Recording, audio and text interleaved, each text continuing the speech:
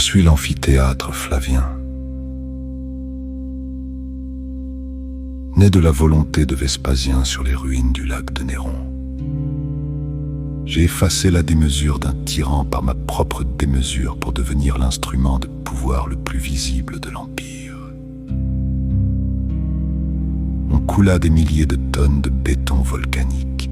On dressa mes voûtes colossales sur 4 étages d'arcades en travertin et en tuf. Ma construction dura près de 10 ans. Je pouvais contenir 80 000 spectateurs rangés rigoureusement selon leur statut. Sous mon arène, un hypogée labyrinthique de couloirs, d'ascenseurs et de cages faisait jaillir lions, éléphants, ours, panthères et gladiateurs.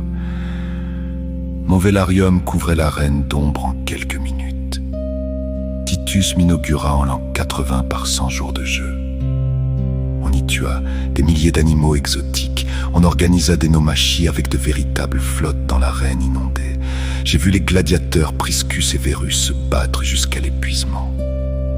Jusqu'à ce que le peuple galvanisé obtienne leur grâce. Par la suite, le rythme de mes journées était immuable. Chasse le matin, exécution à midi, combat de gladiateurs l'après-midi. Ne me regardez pas du haut de votre siècle en me jugeant avec trop de hâte. Pour les Romains, cette violence était ritualisée, acceptée, fonctionnelle. Elle servait à légitimer le pouvoir, à canaliser l'agressivité populaire, à montrer la puissance de l'Empire. À la fin des chasses, les carcasses étaient partagées avec la foule. Parfois, les spectateurs pouvaient descendre chasser eux-mêmes du pain et des jeux. J'ai rempli cette fonction pendant plus de 4 siècles parce que j'incarnais une vision du monde où la force, la hiérarchie et le sang étaient assumés. J'étais le théâtre d'exécution publique. Les mises à mort théâtralisées servaient la dissuasion et la pédagogie de l'ordre. En exposant la violence légale de l'État, je rappelais les conséquences de la transgression. Le châtiment devenait exemplaire. Il restaurait la hiérarchie, affirmait et légitimait l'autorité impériale. Et dans cette époque païenne où les dieux marchaient sur la terre, les offrandes entretenaient les cultes. Je distribuais l'adrénaline et l'oubli à l'échelle d'une ville et d'un empire. J'étais un édifice de souffrance, de larmes et de sang pour tous, coupables, innocents, esclaves, prisonniers, qu'ils soient hommes ou femmes, parfois par simple curiosité malsaine. Oui, j'étais un tueur utile, franc, brutal, efficace, tant que je punissais criminels, brigands, esclaves, fugitifs et ennemis de guerre. Je servais la cohésion, Rome monopolisait la violence pour éviter la guerre de tous contre tous. Puis, quand la répression devint politique et religieuse avec les chrétiens, je devins instrument de terreur idéologique. Ce qui était acceptable devint excès. L'Empire vacilla, les jeux se raréfièrent, on me transforma en forteresse, en carrière de pierre. Les tremblements de terre m'éventrèrent. Je survécus, massif, amputé, fissuré, toujours debout. Aujourd'hui, des millions de touristes caressent mes pierres et prennent des selfies là où des dizaines de milliers d'hommes et d'animaux sont morts suppliciés. Ils viennent chercher le frisson de l'histoire sans vouloir vraiment la regarder en face. La cruauté était alors outil de gouvernement, de propagande et de contrôle social. Cela a-t-il changé?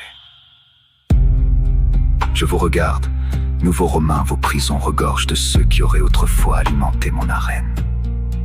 Vous les entretenez à un coût exorbitant. Vos jeux sont partout. Écrans, stades, jeux vidéo, réseaux où l'on lynche en direct.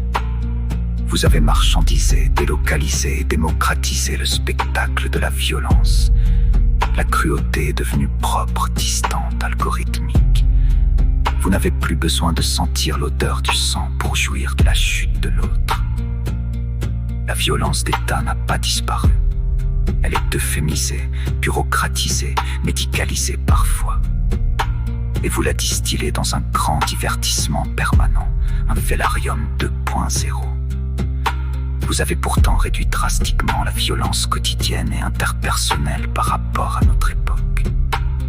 Vous avez aboli l'esclavage, aboli les exécutions publiques, encadré la force par le droit. Progrès réel, mais fragile, qui génère ses propres hypocrisies et ses propres formes de barbarie tous, sous lesquelles je perçois les braises toujours rougeoyantes d'un feu prêt à repartir. Je suis la preuve profonde et structurante de la fascination de l'homme pour la violence et le pouvoir. Une humanité totalement privée de violence ne serait plus humaine. Elle deviendrait docile, fragile, éphémère. Les civilisations fortes assument cette part sombre et la canalisent. La douceur absolue est souvent le luxe des sociétés riches et décadentes qui préfèrent renier leur nature. Les empires passent, les pierres restent. Le besoin de pain et de jeu survit à toutes vos morales changeantes. La forme évolue, le fond résiste. Je continue de vous observer, sans haine ni illusion, avec la patience des ruines. Rassurez-vous, vous êtes toujours humain.